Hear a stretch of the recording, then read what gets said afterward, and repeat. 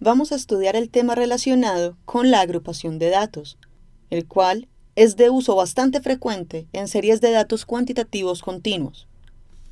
Disponiendo de una serie de datos determinada, es posible encontrar múltiples repeticiones para valores o categorías de datos muy cercanas entre sí. Esto hace algo engorroso el conteo de datos y la subsecuente construcción de la tabla de frecuencias. Es por esto que se establece un sistema de agrupación de datos mediante la definición de intervalos de clase, o también conocido simplemente como clases.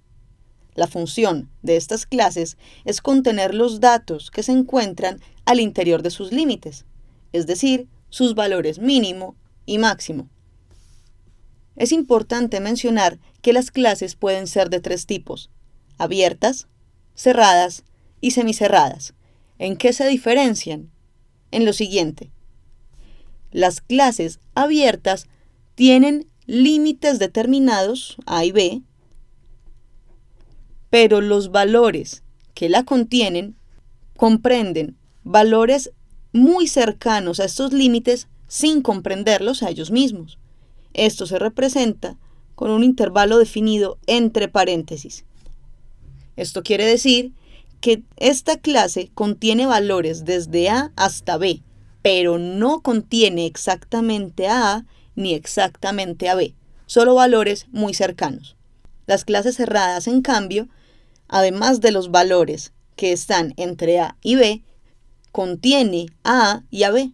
Esto se representa mediante corchetes, para definir que tanto A como B hacen parte de esta clase o de este intervalo.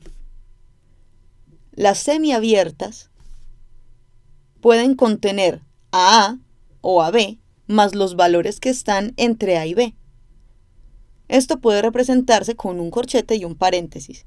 En este caso, los valores correspondientes a este intervalo van desde A a B, incluyendo el valor B, representado con este corchete, pero no incluyendo el valor A. Eso se muestra con el paréntesis. Si quisiéramos el caso contrario, si queremos incluir a A, antes de la A va un corchete, pero si no queremos incluir a B, después de B va un paréntesis. Continuemos con la definición de esos intervalos de clase. Hay que tener en cuenta que cada clase tiene una longitud, o podríamos decirlo de otro modo, una amplitud. La longitud de un intervalo se conoce al restar los valores máximos o mínimos de dos intervalos consecutivos. Según esta notación, es la diferencia entre el límite superior del intervalo I menos el límite superior del intervalo I-1, es decir, el inmediatamente anterior. Si no tenemos estos límites, podemos mirar los límites inferiores, diferenciar el límite inferior del intervalo I del límite inferior del intervalo I-1. Este valor es el que correspondrá a la longitud o amplitud de nuestra clase. Ahora, ¿cómo se representa una clase? O básicamente, las distintas clases que hacen parte de una tabla de frecuencias para datos agrupados. La representación gráfica de estos intervalos corresponde a un histograma. Un histograma es en esencia un diagrama de barras unidas, cuya base es proporcional a la longitud del intervalo y la altura es proporcional a su frecuencia absoluta. No obstante, también puede definirse un polígono de frecuencias para estos datos agrupados, a partir de la unión de los segmentos que se obtienen a partir de los puntos medios ubicados en las bases superiores de cada barra del histograma, como lo estamos representando en este momento. Estos puntos que se encuentran en la base superior, estos puntos medios, se conocen como marcas de clase. Estas marcas de clase se definen o pueden hallarse de la siguiente forma. Y sub I, que es la notación para marca de clase, es igual al promedio o al punto medio entre el límite superior del intervalo y el límite inferior. Es importante hacer notar que esta ecuación que está aquí es la que se emplea para la determinación de un punto medio. Y si recordamos los conceptos básicos que vimos en la parte de medidas de tendencia central, esto corresponde a la definición de mediana.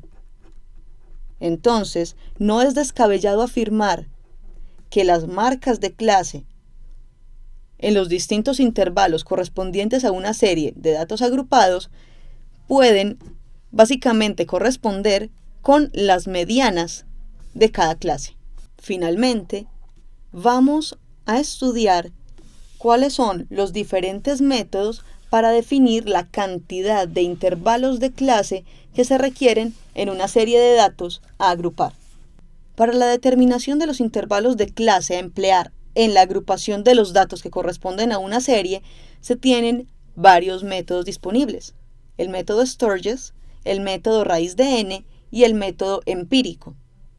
Generalmente, estos métodos no coinciden en los resultados que entregan con respecto al número de intervalos que se requieren en una serie de datos. Así que es importante tener en cuenta bajo qué contexto se puede utilizar un determinado método. Vamos a definirlos. El método Sturges comprende la siguiente ecuación: K es igual a 1 más logaritmo en base 2 de n. K corresponde al número de clases o número de intervalos y n hace referencia al tamaño muestral. Esta es la más utilizada de las ecuaciones para la determinación de intervalos de clase. Es la más comúnmente empleada. Sigamos. El método raíz de n, como se puede apreciar, indica que K, el número de clases o el número de intervalos de clase, es igual a la raíz de n, es decir, la raíz del tamaño muestral. Esta ecuación es bastante simple, pero, como es posible observar, solamente corresponde a números de n pequeños.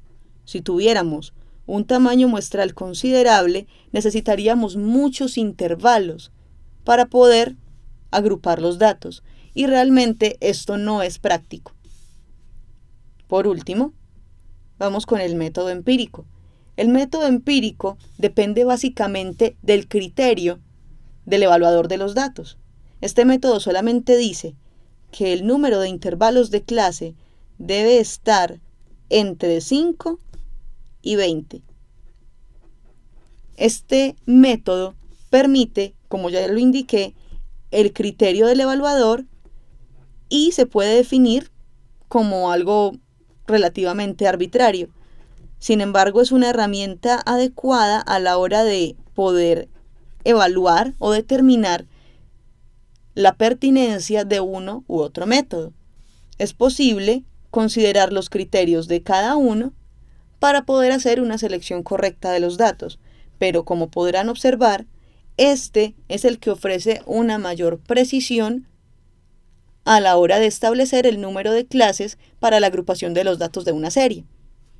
Y es un poco más versátil, puesto que comprende diferentes magnitudes de tamaños muestrales.